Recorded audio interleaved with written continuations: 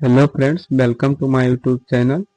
आज हम सीखेंगे एलसीएम और एचसीएफ जो रिसेंट के एग्जाम में आए हुए हैं उस आधार पर और नए पैटर्न पर जो इस समय चल रही नई कंपनी एडुकेटी के आधार पर। चलिए शुरू करते हैं आज के पहले क्वेश्चन में, जिसमें दिया गया है कि three number are in the ratio of 3, 4, 5 and their LCM is 2400। Their HCF is, यानी कि तीन संख्याएं हमें दी गई है 3, 4 और 5 के अनुपात में, और उनका लासापा 2400 है। उनका मासापा क्या होगा? चलिए देखते हैं क्वेश्चन कैसे बनेगा। तो इसमें हमें रेशियो में दिया गया है, तो उसको कुछ इस तरह से मान लेते हैं।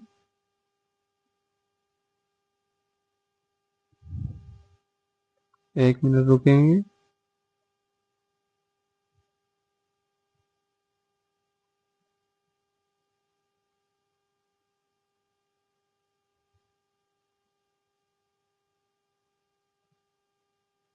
तीन एक्स, 4x और 5x के रेशियो में दिया गया है।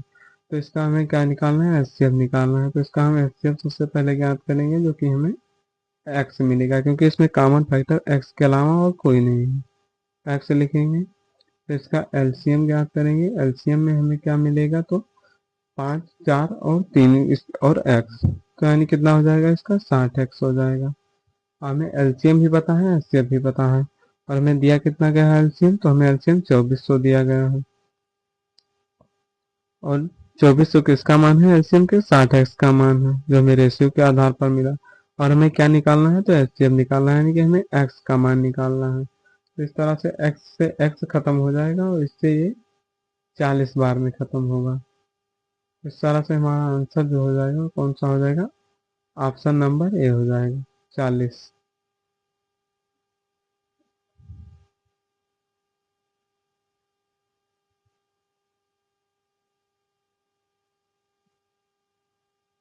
चलिए देखते हैं अगला क्वेश्चन क्या है।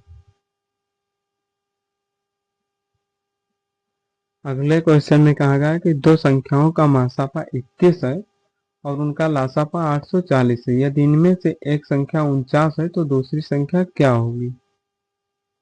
The HCF of two numbers is 21 and their LCM is 840। If one of the numbers is 49 then the other number is. तो इसमें शुरू करते हैं, जिसमें आप लोगों ने एक फार्मूला पढ़ा होगा कि n1 इंटू n2 बराबर एलसीएम इंटू एचसीएफ।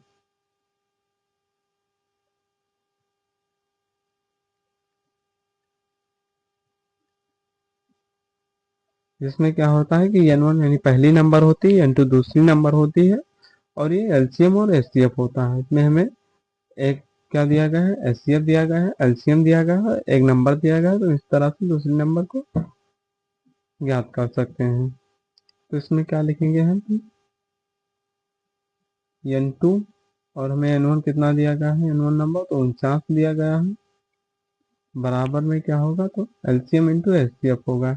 एचसीएफ 21 दिया गया है और एलसीएम हमें 840 दिया गया है। तो इसको हम काटेंगे 7 से 7 बार में, और इसको 3 बार में, और 7 से इसको जब काटेंगे हम तो 120 बार में जाएगा। और इस तरह से जो हमारा n2 का मान होगा वो हमें 360 मिल जाएगा, जो कि ऑप्शन ए में दिया गया है। अगला क्वेश्चन देखेंगे।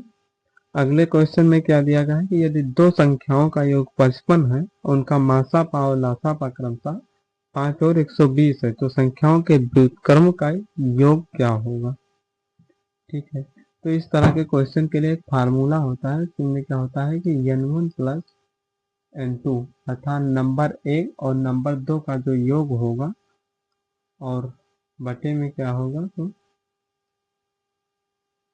बटे में होगा जो नंबर का एचसीएफ और एलसीएम, एचसीएफ इंटू एलसीएम। या फिर यहाँ पर आप नंबर 1 गुणे नंबर 2 भी लिख सकते हैं। यहाँ पर एलसीएम और एचसीएफ ही दिया गया है, इसलिए हम यही लिखेंगे। यहाँ पर क्या दिया गया है? n1 और n2 का योग 55 दिया गया है, उनका एचसीएफ 5 दिया गया है और एलसीएम 120 दिया गया है। इसको जब हम काटेंगे तो 11 बार में जाएगा, तो इस तरह से हमारा जो आंसर होगा 11 बटे में 120 हो जाएगा।